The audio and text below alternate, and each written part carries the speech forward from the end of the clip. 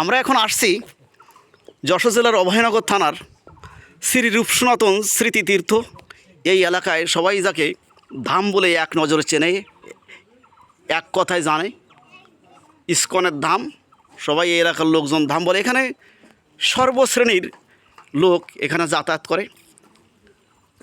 এখানে কোনো বর্ণ, কোনো সমাজ, কোনো ধর্ম কেউ নেই। এখানে মানুষ আছে, মানুষের সমাগম হয়।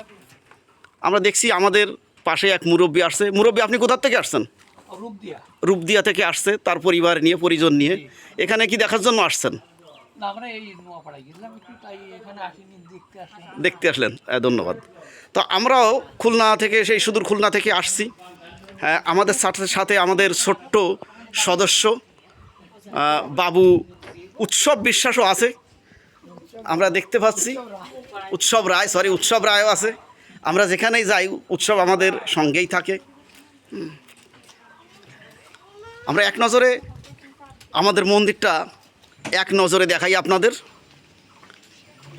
আমার কাছে কেন জানি মনে হচ্ছে যে আমরা সেই নদিয়ায় যে আশ্রমটা দেখেছিলাম ইস্কনের, সেই একেবারেই ঠিক সেই রকম। পার্থক্যটা শুধুমাত্র আয়তনের এবং দৈর্ঘ্যের। ওই মন্দিরটা ছিল অনেক বড়, এখানে একটু ছোটো, কিন্তু একই ধরনের, একেবারেই হুবহু একই নকশা, একই ডিজাইন। এবং আপনারা দেখতে পাচ্ছেন যে কত সুন্দর এখানকার প্রতিটি গাছপালা, প্রতিটি পরিবেশ যেন কথা বলে।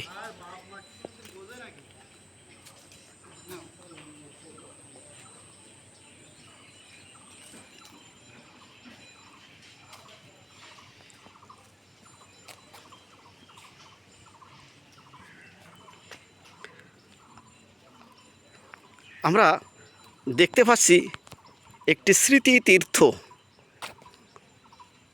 যেখানে চৈতন্য মহাপ্রভুর 514তম আবির্ভাব উপলক্ষে এবং শ্রী চৈতন্য মহাপ্রভুর অনুযায়ী যিনি সারা পৃথিবী জুড়ে এই কৃষ্ণ মন্ত্র প্রচার করেছেন, সেই কৃষ্ণ ভাবানামৃত প্রতিষ্ঠাতা, তার যে তার সেই যে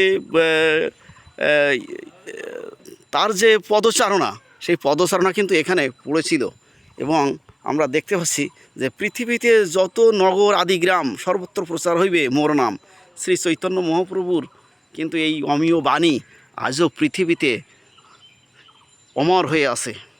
এবং আমরা দেখেছি যে পৃথিবীর সর্বত্র আজ কিন্তু কৃষ্ণ নামে মুখরিত। প্রিয় বন্ধুরা, আমরা দেখতে পাচ্ছি যে আমরা যে স্বর্গের যে পারিজাত ফুলের নাম শুনেছি, যে পারিজাত ফুল ফোটে যে স্বর্গে, যে ফুলের সৌরভে দেবদেবীরা মোহিত হয়, সেই ফুল গাছ কিন্তু এখানে আছে। কিন্তু দুঃখের বিষয়, আসলে এই ফুলটা কিন্তু এখন ফুটেনি। আমরা দেখতে পাচ্ছি যে কিছুদিন পরেই কিন্তু জগন্নাথ দেবের যে রথ হবে, সেই রথ কিন্তু ইতিমধ্যে এখানে তার ব্যাপক প্রস্তুতি যে শুরু হয়ে গেছে, এটা কিন্তু তার একটা বিশেষ প্রমাণ। কিছুদিন পরেই এখান থেকে একটা বড় রথ মেলা কিন্তু এখানে শুরু হবে।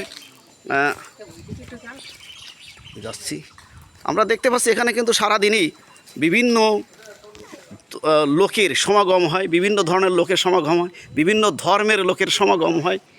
আমরা কিছুক্ষণ আগেও দেখতে পেয়েছি যে অন্য সম্প্রদায়ের লোকেরাও কিন্তু এখানে প্রচুর পরিমাণে তাদের আগমন এখানে ঘটে।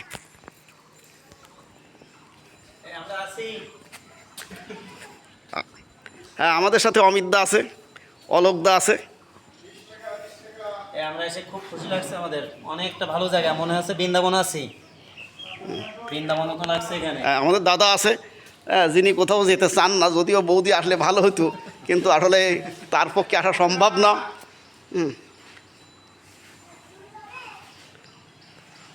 এখানে আমরা দেখতে পাচ্ছি যে ইস্কনের যে মন্দির, মূলত শ্রীকৃষ্ণের যে বিভিন্ন মাহাত্ম্যের যে বইগুলো, সেই বইগুলো কিন্তু এখানে পাওয়া যায়।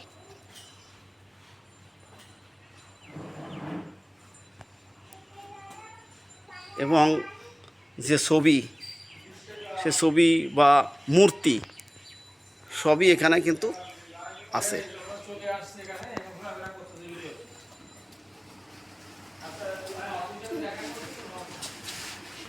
এখানে 100% একেবারেই বিশুদ্ধ খাঁটি যে ঘি, গাওয়া ঘি, আমাদের এই মন্দিরেরই, ইস্কন মন্দিরেরই যে গরু আছে, গাভী আছে, সেই গাভীর যে দুধ সংগ্রহ করা হয় সেখান থেকে এই খাঁটি ঘিগুলো তৈরি করা হয়। ফলে এখানে এই ঘিগুলো 100% বিশুদ্ধ।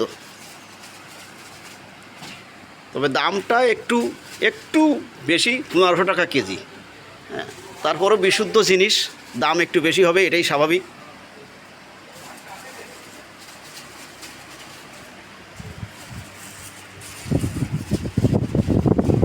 হরেক রকমের যে সাত্ত্বিক যে খাবারগুলো, সেই সাত্ত্বিক খাবারের কিন্তু একটা বিপুল সমারোহ এখানে আছে,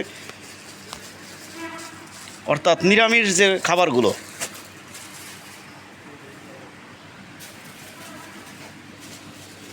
এবং এই যে নিউট্রির কোম্পানির আমরা যে সয়াবিন বড়িগুলো আমরা খুলনা থেকে কিনে খাই, সেগুলো কিন্তু যে ফরচুনের সয়াবিন বড়ি 100% খাঁটিটা এখানে আছে। অর্থাৎ সমস্ত রকমের খাবার, বিশুদ্ধ খাবার কিন্তু এখানে পাওয়া যায় এবং হোমমেড।